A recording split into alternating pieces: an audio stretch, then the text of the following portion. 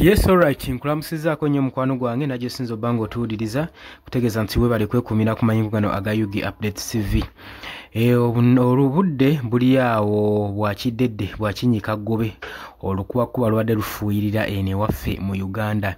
So tetumanyi baganda baffe abagenze Namugongo oba kiki baliko abagenze mu kulamaga, naye byonna tubikwasa Mukama Katonda asobole okubeera nga abiggusa. Tewali kitaggwa gwe mukwano gwange ali eyo ampuliriza abula bali mu diaspora mbalamusizaako nnyo mbatumiddeko mwebale kwekumira ku Yugi Update TV. Olowooza nno post Muhoozi Kayingo bazagenda maaso n'okukola ku mukoto gwa social media gye buvuddeko gye yakoze temuzaalidde leenya. Lwaki? Jjukira nti nno gye buvuddeko gye Muhoozi Kayingo bukyanga mwaka guli ogutandika azagenda maaso nga apostinga ku mukutu gwe ogwa social media ogwa Twitter ku kibanja kino ng'ateekayo controversy statements ezigenda maaso n'okwenyamiza bannayuganda newankubadde ezimu zibadde zibateeka ku bunkenke nga zeeraliikiriza eggwanga wa gye ligenda oba gye linaakomekkerezebwa ng'abakulembeze nga bano abali mu ggwanga ba high ranking officers bagenda maaso n'okukola bold statements eziteeka eggwanga ku tension, eziteeka amawanga ag'okumulirwano ku bunkenke. Sinakini statement ezitiisatiisa saako n'ebikolwa oba oliawo ebivoola ekitiibwa ky'eggwanga Uganda n'ebivoola eddembe ly'obuntu mu Uganda bizze birabibwako. Wabula ku luno statement gye yakoze egenze nnyo viral era egenze maaso n'okuba nga eri concerned nnyo ne bannayuganda eri abo abawagizi be saako n'abo batamuwagira. Agenze maaso n'okola statement ng'agamba nti ng'oggyeko Yesu Kristo teri muntu mulala yenna aliroyo mu Uganda okuggyako kitaawe Mwami Yoweri Kaguta Museveni. Statement eno bannayuganda bagirabyenga egenda maaso n'okuba nga egulumiza Mwami Yoweri Kaguta Museveni saako n'okunoonya sympathy Muhoozi Kayingo okunoonya sympathy eri bannayuganda okulowooza nti nno okulowoolesa bannayuganda n'eggwanga lyonna nti nno obukulembeze bwa kitaawe bwabadde agenda maaso n'okugavaninga mu Uganda bubadde butambulira makubo matuufu era malungi. Abula okujjukizaako akatono waaki bannayuganda bagenze maaso n'okwekyanga ne statement nga zino. Bagamba statement zino zireflecting ekifaananyi eri amawanga ag'ebunaayira nti ebyo ebyogerebwa ku social media bye bigenda maaso mu ggwanga, so nga social media egenda maaso n'okuspreading obulimba nga buwandiikiddwa Muhoozi Kayingo okusobola okusiiga ekifaananyi ekirala ekya Uganda eri amawanga amalala. So kino bakitunuulidde ng'ekyobulabe nti tewali ngeri ki bannayuganda gye bajja kwekubiramu mulanga naddala ng'eddembe ly'obuntu likyoboolebwa olw'ensonga baba balaba statement ezigenda ku social media ezitambula. Jjukira is a high ranking officer ayina abagoberezi abawererako ddala. Kati toyinza teekayo statement ng'eyo n'egobererwa abagoberezi nga bangi buli muntu ajja kutwala nti nno ekyo kye kigenda mu maaso mu ggwanga lyattu Uganda, so ng'ebyo byakusiba bannansi balala oba amawanga amalala akatambaala ku bigenda mu maaso mu Uganda. Mwami Yoweri Kaguta Museveni obukulembeze bwe buyita nti nno bubadde loyo era nga bwa bwenkanya nga buli transparent. Ekyo tuyinza okugamba nti nno oba oliawo kya bulimba kubanga nejjo juzi tulabyeko wano mu by elections eza Kawempe North nga bannansi bakubibwa, abawagizi b'opposition bakubibwa, bannamawulire balabiddwako nga batuntuzizibwa nga abamu balema, abamu amaaso tebakyayina ku mulembe gwa Mwami Yoweri Kaguta Museveni ku bukulembeze bwe. So bino oyinza binnyonnyola otya?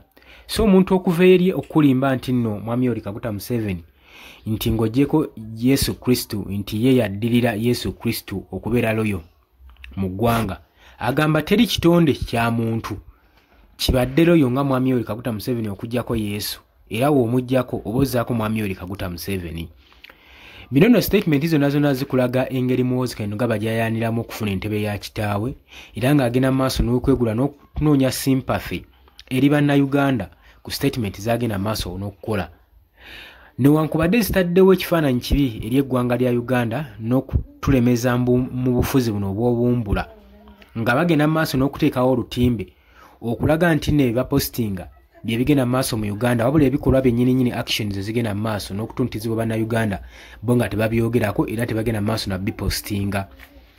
wabula ebimu posti zirabiddwako nga zigenda mu maaso eri General Muhoozi Kainerugaba okugeza ng'okutiisatiisa Robert Kyagulanyi Ssentamu nga bwe yamugamba nti nno agenda kubanga amuggyako omutwe. Statement hiyo yagikola mu ntandikwa ya mwaka guno era n'agamba abawagizi ba Robert Kyagulanyi Ssentamu singa mumunoonya nga temumulabako mumanye ajja kuba yamaze dda omuggyako omutwe. Sinakini olunaku lwe yalangirira lwagenda okubanga atugumbula ng'ateeka Dr. Kiriza Warren Kifeefe ku kalabba oluvannyuma lw'okumala ebbanga erikulungudde ng'ali mu kkomera.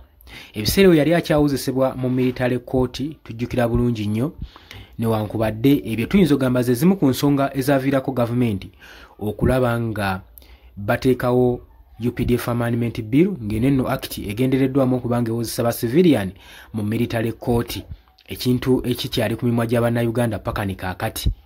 Newankubadde ebyo byaliwo naye eyo statement eyo Amendment Bill kigambibwa yaleetebwa Dr. Kiriza Besigye oluvannyuma lw'abalooya okuvayo ne badefeatinga Marshal Court ne basobola okubanga omusango gwa Dr. Kiriza Besigye gugozesebwa mu Supreme Court oba mu court eza bulijjo ez'aba civilian.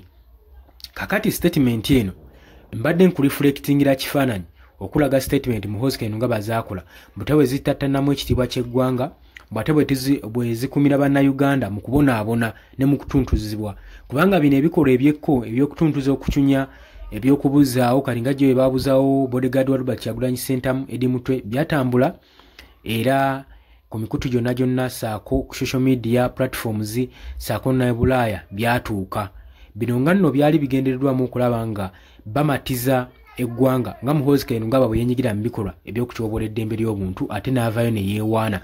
Newankubadde ebitongole eby'enjawulo byamukoola byamu ordering asobole okuba nga alilizinga edi mutwe yeeremera n'agaana.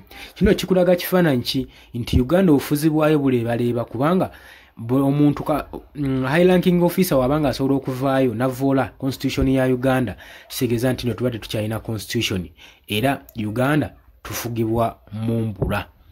Ekyo muba mukisaanidde okuba nga mukitegeera.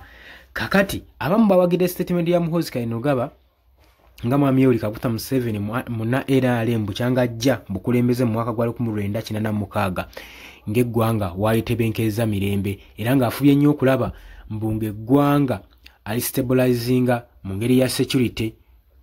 Naye newankubadde abasinga bagamba ku myaka 4 gye bamaze mu ntebe okuva mu 1986 n'ebyo byennyini bye baasangawo bigenze maaso n'okuba nga bisaanawo, so bagamba tasobola kubanga yeegeraageranyiza ku Yesu Kristo. Era Bannayuganda abamu beekokkolima bagamba nti no tebalabanga kubonaabona kuliwo mu myaka gino nga mulembe gwa Mwami Yoweri Kaguta Museveni.